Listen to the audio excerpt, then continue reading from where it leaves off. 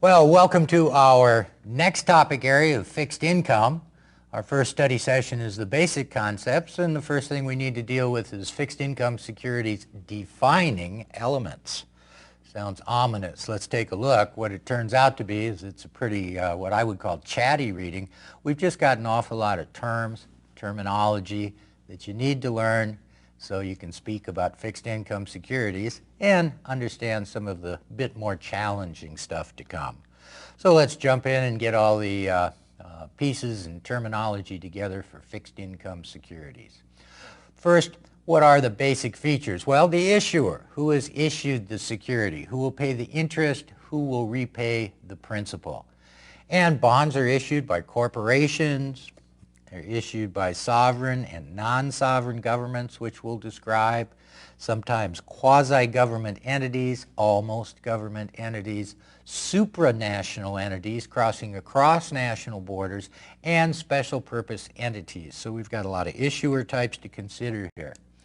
As far as features of debt securities or fixed income securities, we've got the maturity date. What is the date of the final payment? When we talk about the tenor, we talk about the time to maturity at any point in time. So a bond issued with a 30-year maturity is a 30-year bond, but at any point in time, its tenor is how much time it has remaining until its maturity date. When we talk about money market securities instead of capital market securities, we mean original maturities less than or equal to 1 year. Whenever we talk about capital markets, we're just talking about longer maturities. And these two markets really have kind of different types of debt securities with different features, and so that's something else we're going to highlight in this reading here. The par or face value is the principal amount borrowed, and it's the principal amount that is repaid at maturity, the face value. Sometimes the par value, I'll probably mostly refer to it as the face value, sometimes as the maturity value. And then a premium or a discount. Well, that's relative to the par value or maturity value of a security. As interest rates change, we'll see that sometimes these bonds trade under their par values and we say they're trading at a discount. Sometimes they trade above them and we say they're trading at a premium.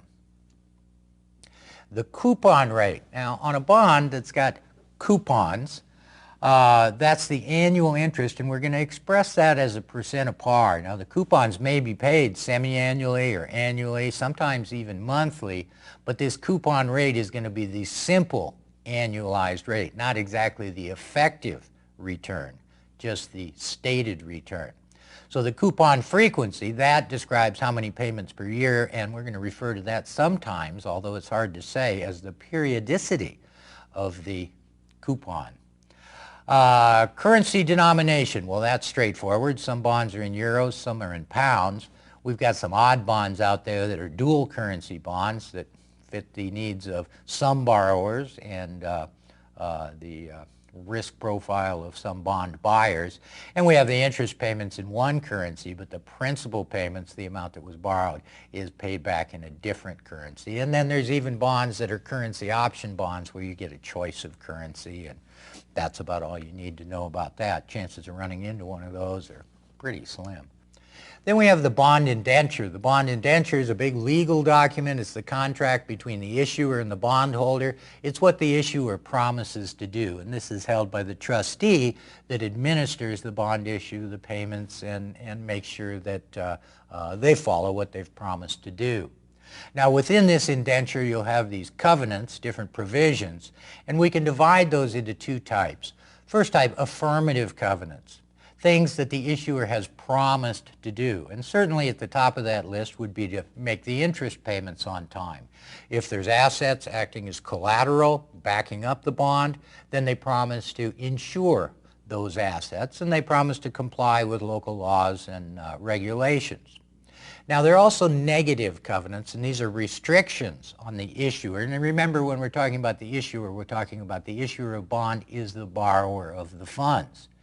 And so there are restrictions on their actions because management could have situations in which they could take actions that are good for equity holders, stockholders, but put the bondholders at a disadvantage, maybe weaken their position in terms of their claims against the company.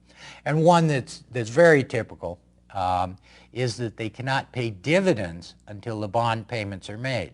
That is, the bondholders take precedence over equity holders, and they can't make any distributions of cash to the equity holders until they're satisfied and current with their bond interest payments. Well, domestic bonds, pretty straightforward, domestic issuer and currency. For example, Microsoft bond issued in U.S. dollars in the U.S. is a domestic bond. Now, when we talk about foreign bonds, the issuer is foreign. Of course, that depends on where you are, but a foreign bond, foreign to your perspective and country. They trade in the domestic currency, however, and it allows foreign companies to raise capital in a broader market.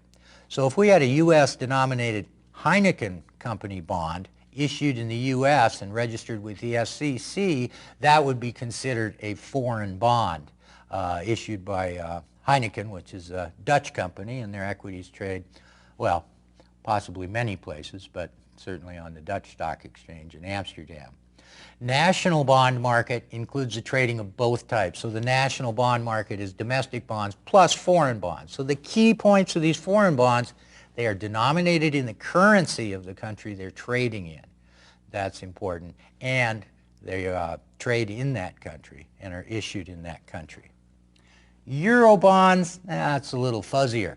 They're sold by an international syndicate issued simultaneously to investors in many countries. So these are supranational. These are across national boundaries. So they're outside the jurisdiction of any single country. They're often bearer bonds rather than registered bonds. Bearer bonds means whoever has this bond, whoever bears it, whoever holds it, can show up and get the interest payments. A registered bond are registered with the issuing corporation so they know who owns it. And we might say that there's tax advantages to bearer bonds. Certainly those tax advantages go along the lines of anonymity, so you can draw your own conclusions from that. Eurobonds are issued in a currency other than the issuer's domestic currency. So when we talk about a euro-yen bond, that's a euro bond denominated in yen. Now that the euro is a currency, which has come after this terminology, a euro-dollar bond are dollar bonds issued outside the United States and don't have to be. So we could actually have a euro bond, right? A bond issued outside the issuer's country and denominated in euros.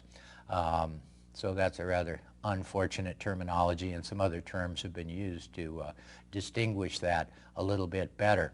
So to understand these euro-dollar bonds, and that's the original ones, you think about the fact that we've got a borrower in the U.S., right? And if they want to issue bonds in the U.S., they have to follow the rules of the SEC, register with the Securities and Exchange Commission, make certain disclosures and everything like that.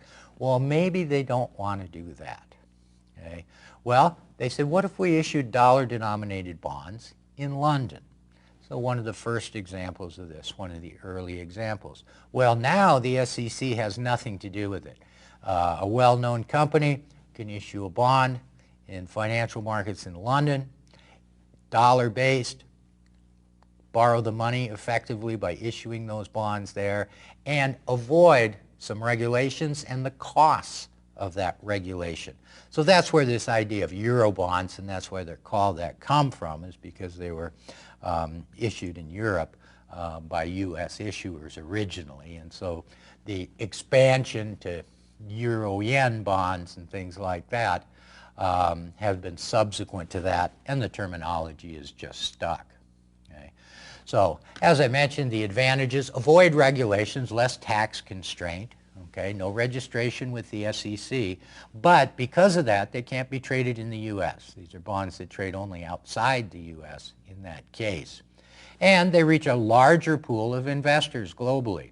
So primarily in the Eurozone, but then that's also expanded to financial centers in the Asia-Pacific region. And then they came back the other way, is companies outside the United States issuing bonds in the United States denominated in U.S. dollars are also Euro bonds. Global bonds Eurobonds that also trade in a domestic bond market. And an example of that is World Bank bonds. So they have all these characteristics of Eurobonds, but they also trade as a foreign bond in a domestic bond market. And that makes them global bonds. Some bonds are backed by specific collateral. So when we refer to an unsecured bond, that's just a claim to the overall assets and income of the corporation, not a claim to a specific asset. When we say secured bonds, there's a claim to a specific asset that's owned by the issuer, and we say that asset is pledged as collateral. So if they have a lot of trucking equipment or something like this, physical assets are one way to do this, they'd pledge, and so that bondholder has a claim to the promises made for payment under the bond. But in the event of any financial distress, they also have first claim to those assets. When we talk about a collateral trust bond, the securities are held by a trustee. And with an equipment trust certificate, there's physical assets that are owned by the trust, and then they are leased to the firm. So it's just a little different structure where the equipment is put into a trust rather than being simply pledged as collateral but still owned by the corporation. So the assets go into a trust, and then the trust leases them to the firm, and the equipment trust certificates issued by the trust. Secured bonds have seniority over unsecured bonds. So we'll talk about the priority of claims, and a higher claim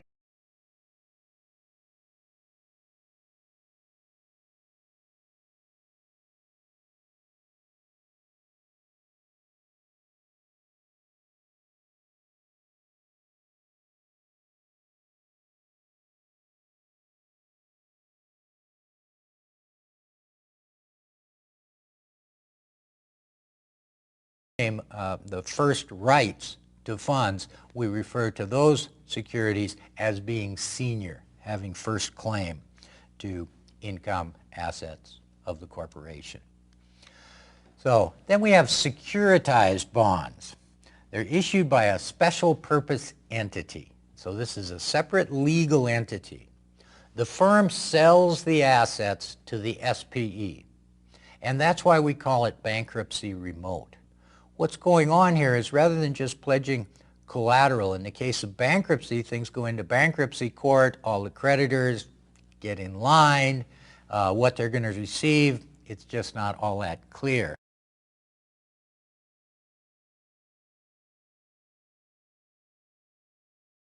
So in this case, say we had a firm had a lot of receivables, a lot of money that was owed, whether it's from their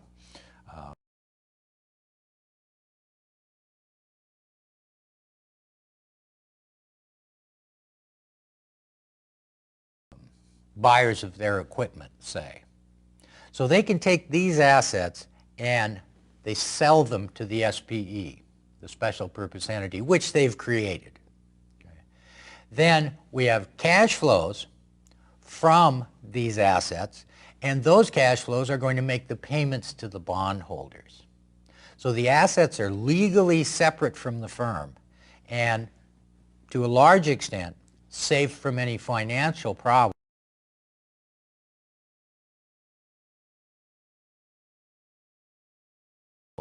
the firm may have.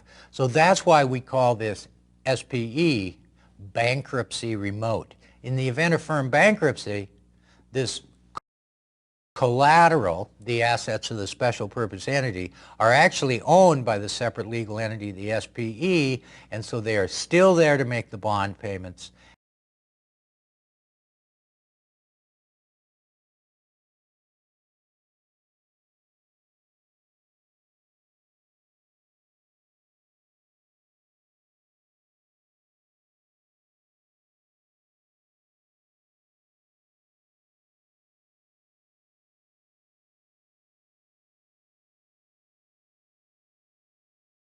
And back up the bonds, even in the event of bankruptcy of the firm.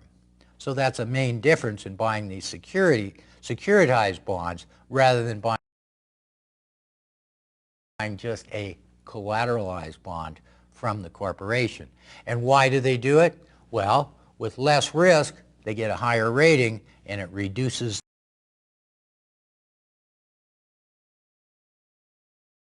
their borrowing costs.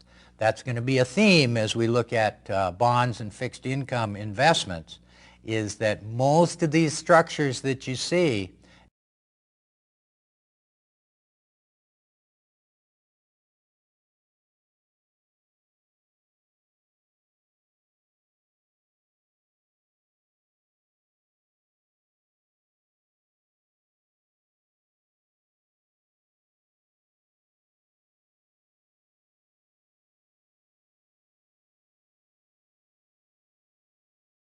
and most of the innovations are to lower the borrowing costs of corporations, because in fact if they didn't lower the borrowing costs, the innovations would be very unlikely to catch on. So, created to reduce borrowing costs, and other examples of these are mortgage-backed securities, where the assets in the SPE are mortgages, credit card receivables, business loans, automobile loans. Many of these types of financial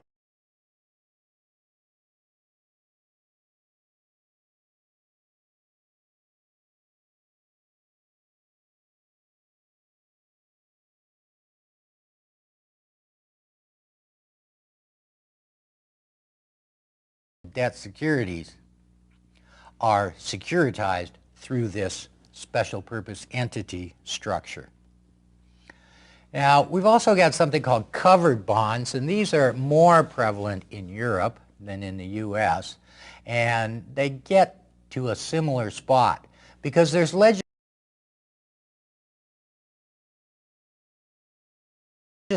that protects the assets. So these assets aren't really sold to a bankruptcy remote separate legal entity, but the laws are such that if they're segregated within the firm and still owned by the firm, the bondholders still have very good rights to those. So these are primarily issued by financial firms. And one of the things it says is firms must augment the assets whenever they are insufficient to support the covered bonds. So here you have the assets, they've been segregated by the firm, they act as the backing to these bonds that have been issued, but if the value of those assets deteriorates so that they don't really fund and cover the liabilities of the bonds anymore, then the firm has to add assets to them in this segregated pool. So bondholders effectively have recourse to the firm and to the segregated financial assets. With a special purpose entity, your claim is against the SPE with no additional claim to the firm assets, unless specifically is in the bond agreement that said, well, the firm will replace any automobile loans that default or whatever. There may be provisions that act like that, but the overall structure is different in that aspect. Well, in order to get institutional interest in buyers, which really lowers your cost of funds, most of these securitized bonds need some sort of credit enhancement, and that can be external or it can be internal. And the types of external credit enhancement that we'll see is a separate guarantee issued by a bank, a surety bond issued by an insurance company, or just a letter of credit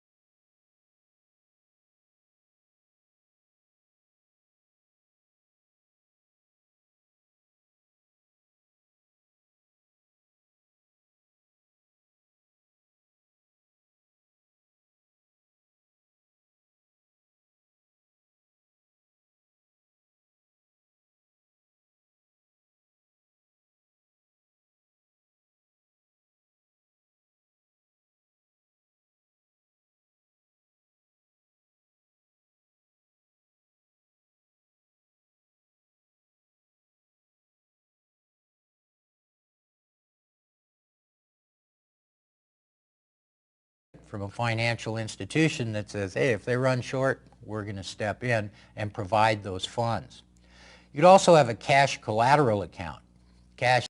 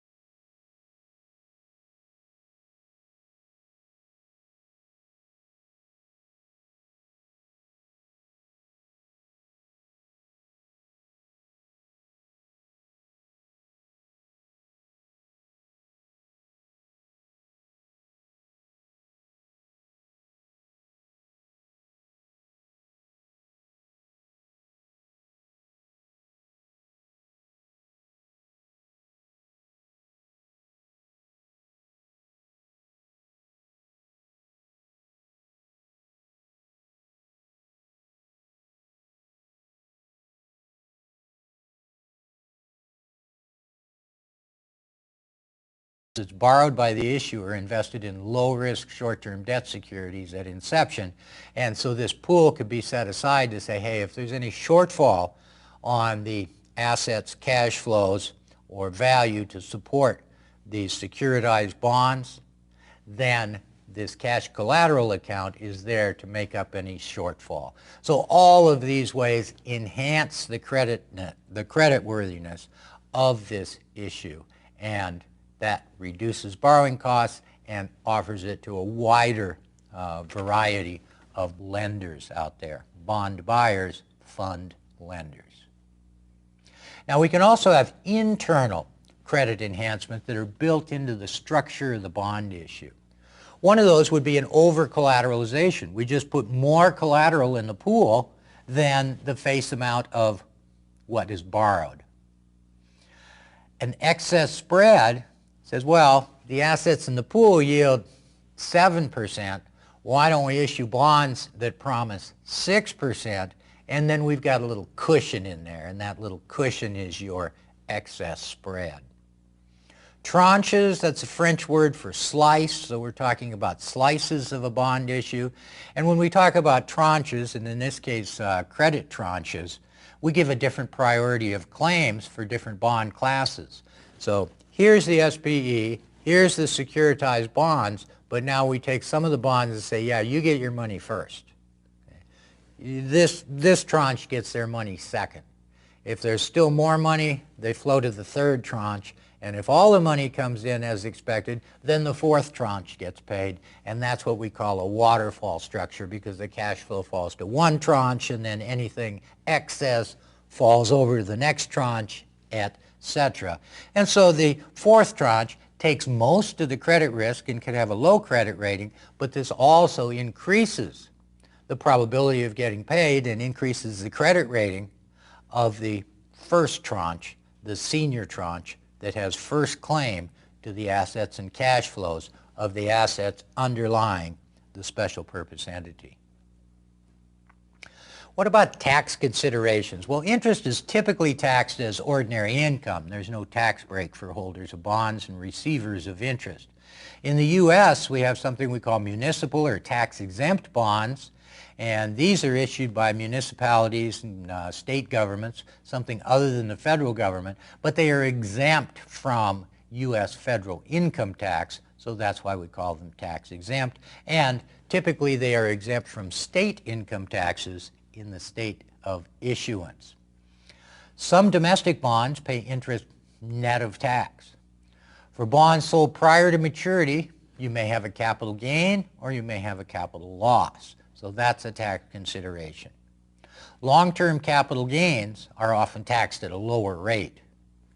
So that's another consideration in the taxability. So if you hold a bond long-term, currently is over a year, so, or at least in some tax jurisdictions, that's the cutoff. If you hold the security over a year and then sell it and have a capital gain, then you pay a lower tax rate on that than if that had been a short-term, less than a one-year holding period transaction. Original issue discount bonds. Well, some bonds are issued with a lower coupon than the market rate. And so that makes them trade at less than their face or maturity value. So maybe we've got a lower coupon. Say a par bond with this credit rating would pay 7%, and we issue a bond with a coupon of 5%. Well, they'll sell all right, but they will sell at a price below their face or maturity or par value. And as that we move toward maturity, where that face value is going to be paid, that difference between the discount price at which they were issued and their maturity value adds to that 5% coupon interest and provides another source of income. It's really interest income. It just isn't paid periodically. Zero coupon bond is an example of a discount bond, and we call it a pure discount bond because it doesn't pay any interest periodically. So maybe a bond would be issued at a cost of $575 and mature at $1,000 12 years out from that. So that's a zero coupon bond. They pay only at maturity, but they may require annual payments for taxes. And this is true of original issue discount bonds if the discount is significant, according to the tax code, and for zero coupon bonds. So even though you're not getting cash interest, this scheduled movement from the discount price to par value over time, that projected increase in value can be taxable. So you're not getting any cash flow, but you'd still owe taxes on the interest every year. That's why a lot of times these zero coupon bonds are used in retirement accounts that aren't currently taxable, because then you don't have to worry about it as far as coming up with the cash to make those periodic tax payments. Fixed income cash flows. What sort of structures are these bonds going to have? Well, first off is what we call a bullet structure. It pays interest on the coupon dates, and all principal is paid at maturity. Sometimes we refer to this as a plain vanilla bond. So that's typically what corporate bonds look like. We're going to borrow $1,000. We're going to pay you 2.5% of $1,000 every 6 months until maturity, at which time we'll give you your $1,000 back. That's a bullet structure. An amortizing loan is one in which the payments are cover the interest, but also part of the outstanding principal, so that the principal is reduced over the life of the bond. Think of a car loan or a home loan. Those are fully amortizing. The payments are equal each period. They include interest and principal. So the first payment has a lot of interest and a little bit of principal, and the last bond payment is primarily principal with just a little bit of interest. But the point is once that last level payment is made, the principal is repaid through this process of amortization. And partially amortizing, well, it's kind of in between the two.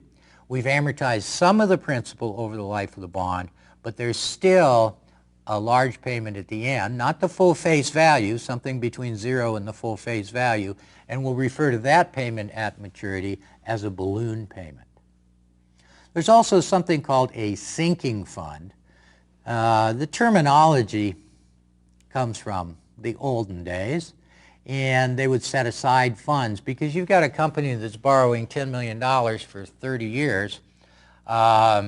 You've got to trust that 30 years from now they're going to have the $10 million to repay you, or the ability to borrow another $10 million and repay you with that and issue a new bond issue. But that's some risk. So companies would set aside some funds and say, well, we're setting aside a little bit every year for 30 years, but go figure, as soon as there was any kind of financial troubles, the companies would go and raid these funds because they weren't legally set up to where they couldn't get at them. So what a sinking fund means these days is we're going to retire part of that bond issue on scheduled dates. So rather than repaying the principal in part on each individual bond, they repay all the principal on part of the bonds. So a sinking fund, say we issued a 25-year bond. We'd say, well, okay, sinking fund kicks in 5 years. And after 5 years, every year for the next 20 years, 5% of those bonds are going to be repaid typically at their maturity or face value. So we don't have this huge issue outstanding for 25 years. It gets smaller and smaller and smaller and smaller as these bonds are retired in accordance with the sinking fund.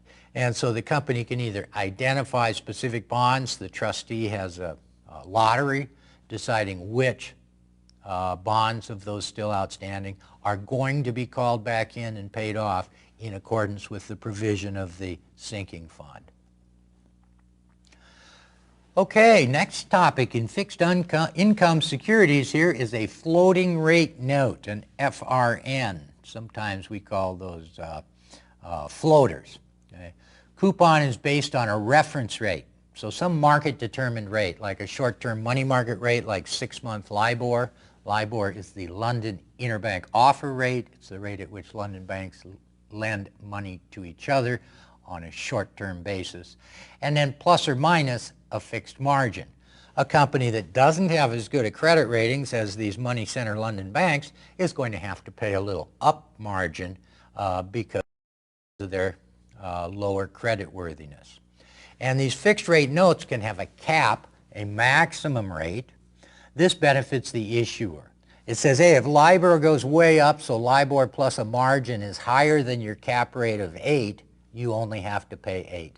So a cap is a ceiling. They won't have to pay any more than that. And sometimes, since this is a benefit to the issuer, it's offset by a floor that offers a minimum rate to the bondholders. And that says, well, no matter how low 6-month LIBOR goes, if LIBOR plus that margin is less than the floor rate, say that's 3 and the floor rate is 4, then they have to pay the floor rate. So that benefits the bondholder. It gives a minimum on what they will receive. The cap benefits the issuer. It puts a maximum on the periodic interest that they have to pay. When we talk about a variable rate note, that sounds a lot like a floating rate note. But very specifically, that means the margin is not fixed.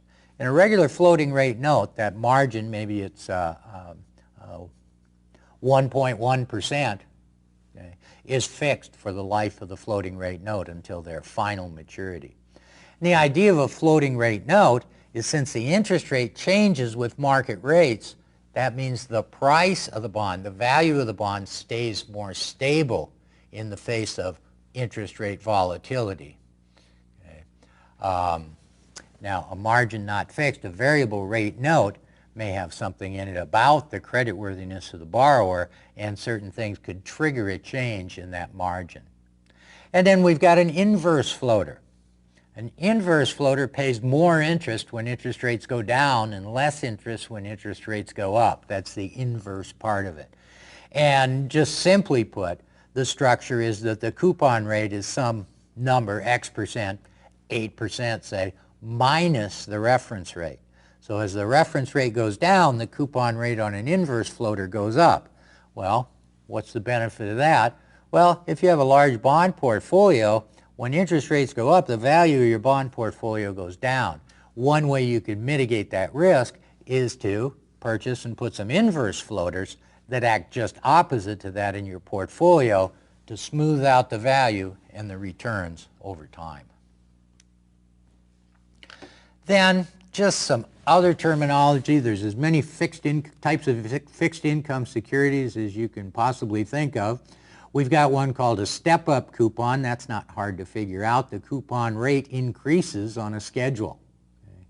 And often they're called prior, called meaning they're bought back in by the corporation prior to the step-up if the credit is unchanged. So it says, well, we're going to borrow this money from you, we're going to issue these bonds, and we're going to pay higher and higher interest over time. Well, when that higher and higher interest gets higher than what they really should be paying on that, then they have the opportunity to call that bond in and often issue a new bond to replace those borrowed funds. A credit-linked coupon. Coupon rate increases if the credit rate decreases and decreases if the credit rate increases. So that's got an adjustable feature in it there to take account of changes in the creditworthiness of the bond issuer, the borrower. A payment-in-kind bond makes coupon payments by increasing the principal amount. Payment in kind. It's like instead of giving you cash, we gave you more bonds. Well, one way to effectively give you more bonds is just increase the principal amount. Remember, our periodic interest payments are going to be the coupon rate times the face value or the principal amount. So when you increase the principal amount, you're also increasing the interest payments. So it's very much like saying, okay, here, you get some more bonds instead of cash. And that's why we refer to it as payment in kind as opposed to payment in cash. A deferred split coupon, coupon payments do not begin until a period after issuance. So they start out like a zero coupon bond, say for 5 years they don't pay any interest. The thought being the company's going to have more funds and better liquidity 5 years out, so the principal amount just compounds over time, and at that point in time we kick in and start making cash coupon payments, and they act like a regular bond. Okay, index-linked bonds have become a larger and larger part of the bond market out there, and probably the biggest, well, I'd say certainly the biggest amount of those are inflation-indexed bonds. And in the U.S., those inflation-indexed bonds, the payments on them are linked to the CPI, the Consumer Price Index, which we use as our measure of inflation. Okay. Another type is equity-linked notes. What they pay depends on how a particular equity index does, and a commodity indexed bonds, their payments are based on price. So, for example, there's a gold mining company that pays dividends, okay, that are tied to the price of gold. Well, we can also do that with bonds, commodity indexed bonds. And it might not be just the interest payments. It can also be the principal that's repaid at maturity is dependent on some commodity price. And very often gold in this context, but certainly other commodities as well. So let's talk some more about inflation-linked bonds, which are sometimes referred to as linkers. They have payments that are adjusted based on the CPI, as I mentioned. But what is adjusted? Well, if it's an interest-indexed linker, the coupon rate is adjusted. The interest rate is adjusted. If it is a capital-indexed linker, then it's the principal value that is adjusted. The coupon rate remains fixed. We have an adjusted face value or par value, and we multiply the coupon rate by that to determine the cash interest payments semi-annually or whatever the payment periods are, whatever the periodicity of the bond is. Okay. So TIPS, Treasury Inflation-Protected Securities, those are issued by the U.S. government. They are linked to inflation and they are capital indexed. The coupon rate doesn't change, but if inflation is 2% for a year, then the principal value goes up from $1,000 a bond to $1,020 a bond. So that's the amount to be paid at maturity, and it's also the amount that's used to calculate the cash interest paid periodically. We can have principal protected bonds, and TIPS are also principal protected. There's a guarantee to pay the original face value at a minimum. So in fact, if we had deflation that lowered the principal value, that would happen over the life of a capital index bond, so the interest could actually dip down, but they have this provision in there called principal protection that says, well, whatever the adjusted principal amount is at maturity, you will not get less than the original maturity value, face value of the bonds. And bonds can have embedded options. Sometimes we refer to these as contingency provisions, actions that the issuer or the bondholder may take. So some options favor the bondholder, some favor the issuer, the borrower. In the case of a callable bond, the issuer can redeem the bonds prior to maturity on scheduled call dates at specific call prices. And bonds may have a period of call protection. Well, the story here is that we'll issue these bonds and we say, well, they're callable, but they're not callable until 5 years from issue. So they have 5 years of call protection. And they say, yes, at that first call date, 5 years from now, the company can buy these bonds in at 102. That is 102% of their face value. So we'd refer to that as the first call date, and that's the first call price. Now, there might be another call date. It might say, hey, 5 years after that, 10 years from issuance, they're callable at par. Not 102, but 100% of the par value. And we call that the second call date. We'd call it the second call price, and we'd also call it the first par call date, because that's the first date at which those bonds can be redeemed by the issuer at their choice. So remember, a call price favors the issuer. If calling the bonds in, if redeeming the bonds in early at the call price is not advantageous to the company, they won't do it. So they're only going to do it when it's to their advantage.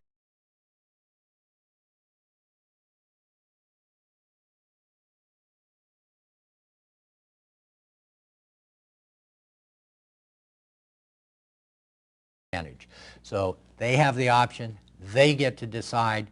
So a call feature favors the bond issuer, the borrower of the funds. Puttable bonds, that's an option that the bondholder has. And it says, well, they can give the bonds back to the company, typically for par value, maybe after some date or on certain dates. Could be structured many ways, but that's the essence of a put feature. With a call feature, the issuer can call it back in at a specific price. With a puttable bond, the bond buyer can give them back to the corporation at specific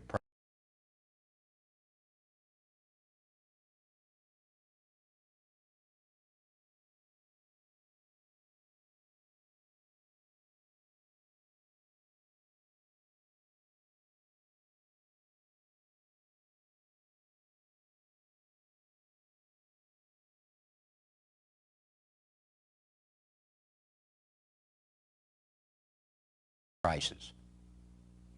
Convertible bonds can be exchanged into the issuer's common stock.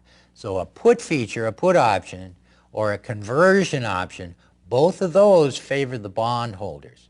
And one thing we need to remember, and this is as good a time as any to make it clear, since those favor the bondholders, compared to otherwise identical bonds without those embedded options, they will trade at a lower yield. You give me a put feature, I'll accept a lower yield than the market yield for an option-free bond. On the other hand, remember a callable bond, the call feature favors the issuer. So the situation is, as a bond buyer, I'm going to say, hey, I want a higher interest rate if this bond is callable, because that is an advantage to the bond issuer, not to me, the bond holder. So that's how those adjustments are made.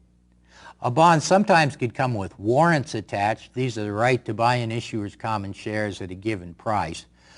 Sometimes younger, more speculative companies, you might see, well, they want to borrow some debt. They want to borrow some money and issue some debt. But look at what's the upside on lending the money, buying the company's debt? Well, the upside is that they make all their payments on time. I mean, that's the best that can happen. So for a company that's a little young, a little speculative for whatever reason, the bonds aren't that attractive because they've got this limited upside and a downside right through bankruptcy. All the money's gone. Sorry. Okay. So in order to issue some bonds and make them more attractive to bond buyers, they attach these warrants that say, well, you can buy our common stock for $20 a share and you can buy 1,000 shares. So if the stock price goes up above $20 a share, this is a kicker. This is extra income. So what it does is it does add some additional upside to kind of balance the asymmetric downside that bonds have when we've got a relatively more volatile company issuing them. Contingent convertibles convert to common stock automatically if a specified event occurs. These are sometimes referred to as COCOs, contingent convertibles. And really they're for financial institutions that have specific equity requirements that they must meet, right? Equity as opposed to debt.